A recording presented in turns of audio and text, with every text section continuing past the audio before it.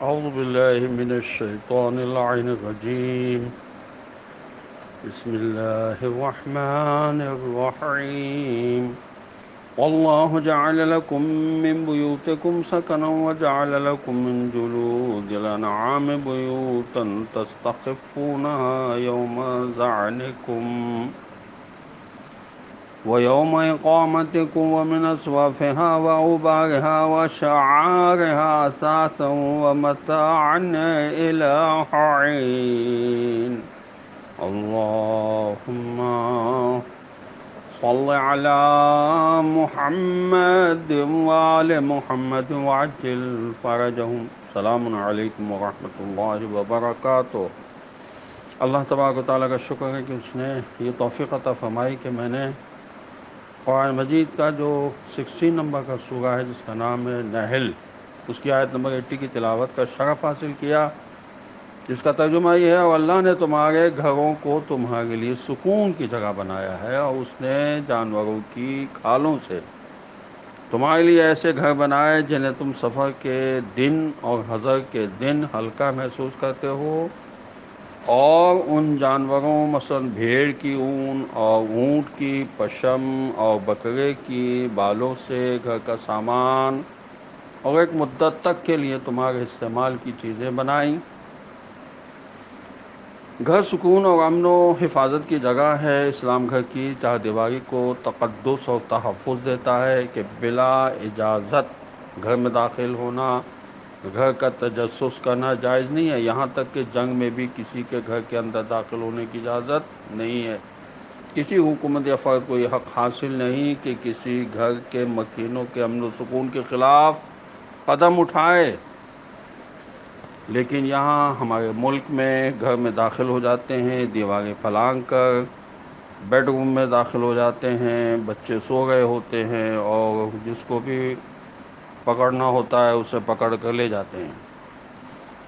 اس آیت میں اساس کا لفظ استعمال ہوا ہے. اساس وہ سامان ہے جو انسان پہننے اور دوسری بنیادی ضروریات کو پورا کرنے کے لیے استعمال کرتا ہے، اور متاع وہ سامان ہے جو مکانات اور فرش وغیرہ کی زینت کے کام آتا ہے. یہ تفسیر کبیر میں لکھا ہے. تفسیر روح البیان میں اس آیت کے ذیل میں لکھا ہے کہ جناب رسول خدا صلی اللہ علیہ وآلہ وسلم نے فرمایا، جس شخص نے مکان بنایا اس طرح کہ کسی پر ظلم نہ کیا ہو، کسی کا حق نہ مارا ہو، تو جب تک اللہ کی مخلوق اس سے فائدہ اٹھاتی رہے گی مکان بنانے والے کو اس کا اجر ملتا رہے گا. بہلول دانا نے خلیفہ ہارون رشید کے محل پر لکھا، اے ہارون، تو نے اتنا اونچا محل بنا کر نصوص قرآنی کو نیچا کیا. اگر تو نے یہ مکان اپنے ذاتی محنت کے مال سے بنایا ہے تو تو اسراف یا فضول خرچی کا مرتکب ہوا ہے جسے خدا پسند نہیں کرتا. اور اگر یہ محل تو نے غیروں کے مال سے بنوایا ہے تو تو نے ظلم کیا ہے، اور خدا ظالمین پر لعنت بھیجتا ہے. عزیزان محترم، تھوڑی سی گفتگو شریعت و طریقت پر کر لیتا ہوں، وقت ہے ابھی ہمارے پاس. مستدرک الوسائل کی جلد 2 صفحہ 279 پر لکھا ہے کہ شریعت میرے اقوال ہیں. رسول اکرم صلی اللہ علیہ وسلم فرما رہے ہیں طریقت میرے افعال ہیں. شریعت میرے اقوال ہیں، طریقت میرے افعال ہیں، حقیقت میرے احوال ہیں، معرفت میری اصل ہے. عقل میرے دین کی جڑ ہے، محبت میری بنیاد ہے، شوق میری سواری ہے، خوف میرا دوست ہے، علم میرا ہتھیار ہے، حلم میرا ساتھی ہے، توکل میری زادگاہ ہے یعنی میری چادر ہے، قناعت میرا خزانہ ہے، صدق میری منزل ہے، یقین میری جائے پناہ ہے، فقر میرا فخر ہے اور اسی کے ذریعے میں تمام انبیاء و مرسلین علیہ الصلاۃ والسلام پر فخر کروں گا.